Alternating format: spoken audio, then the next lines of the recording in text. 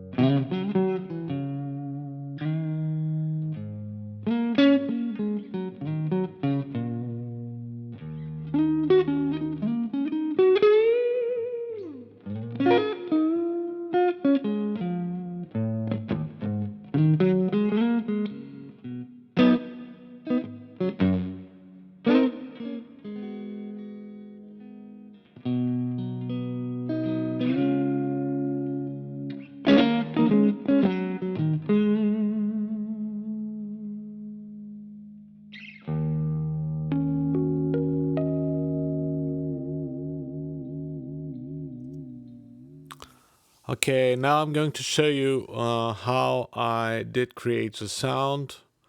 You can see here that I copied my track guitar signal.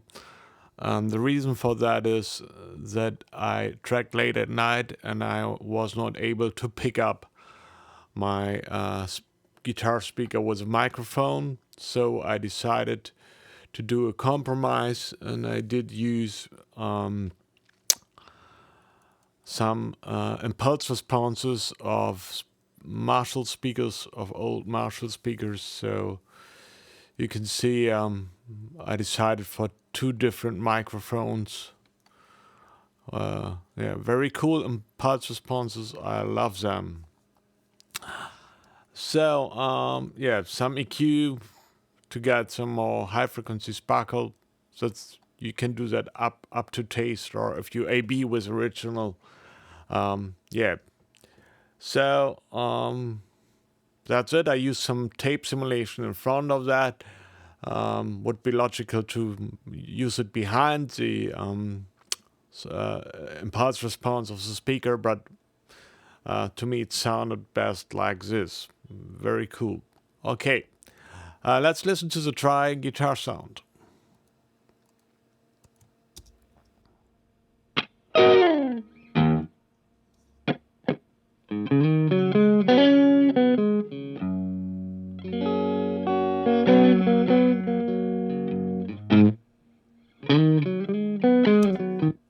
Sounds like a dry recorded guitar.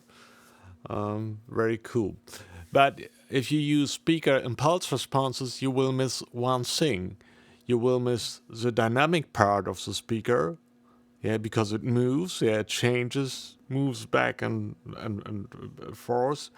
It changes the dynamics, and the speaker will give also some kind of speaker distortion. And I simulate that with the Klanghelm SDL. It's a saturation plugin created by a German developer named Tony Frenzel. He's near here in Berlin, in front of Berlin. He lives there, and that's a cool plugin. I love it, and you can see it has different input stages. It has dynamics, So and it's the best thing. I misuse it in fast mode to simulate the speaker dynamics. Love it. It makes the transients a little bit more round. And yeah, listen for yourself. It makes and gives a little bit more grit, gives a little bit more of everything. Listen for yourself.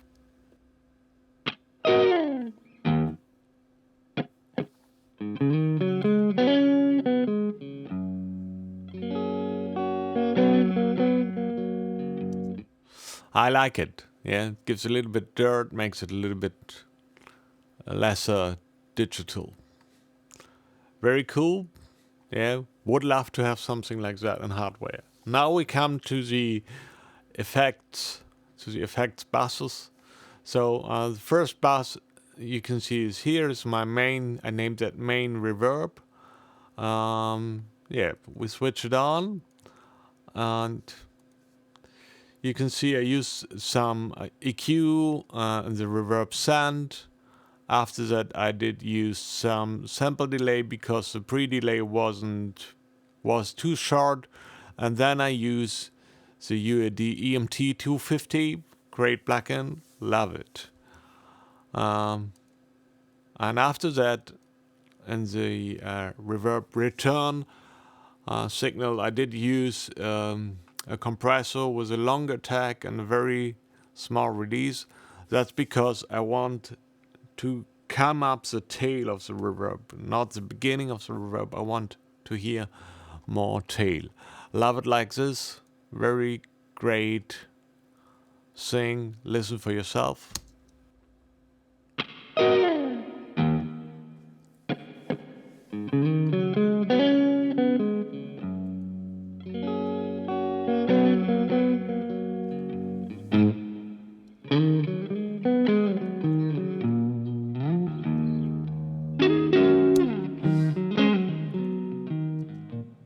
Yeah, I like it like this. Very cool plugin. Very cool sound.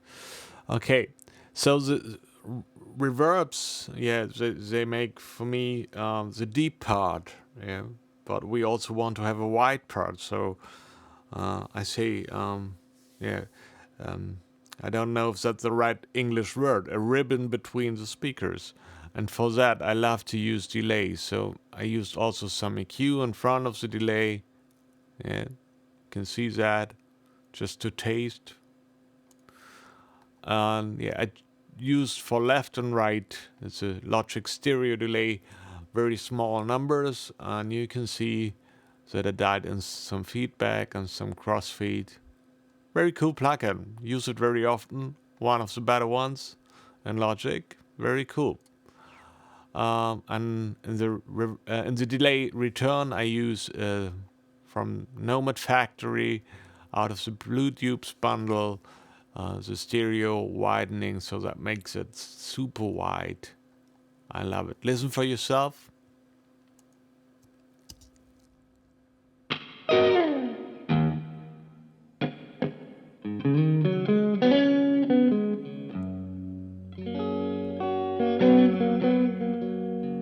Without it,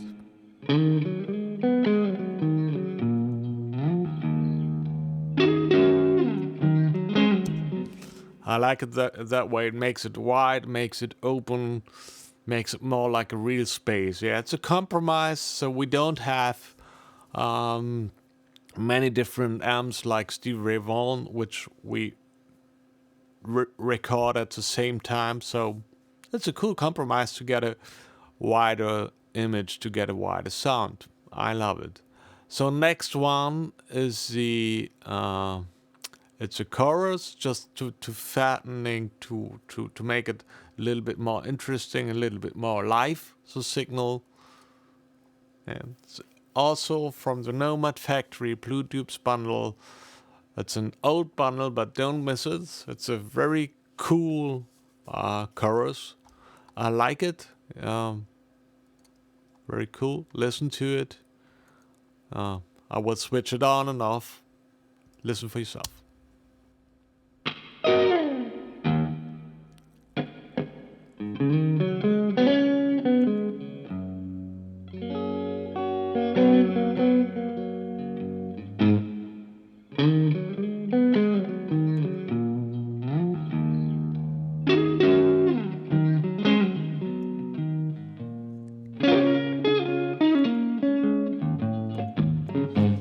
It's not a lot, but it makes a signal a little bit more interesting, a little bit more alive.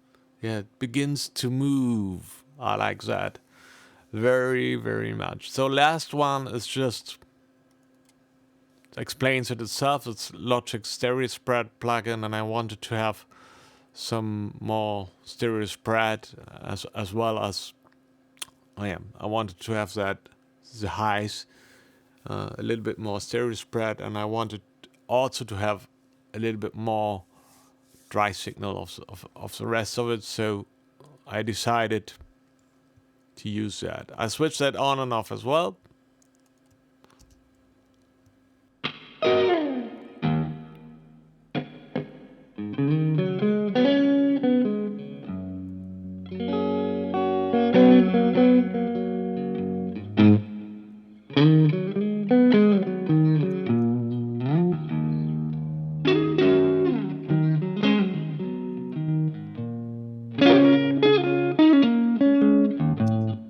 Yeah, makes it louder as well, yeah, because we have more dry signal, but also makes the top end a little bit more open. I like it as well. That's the way I do it.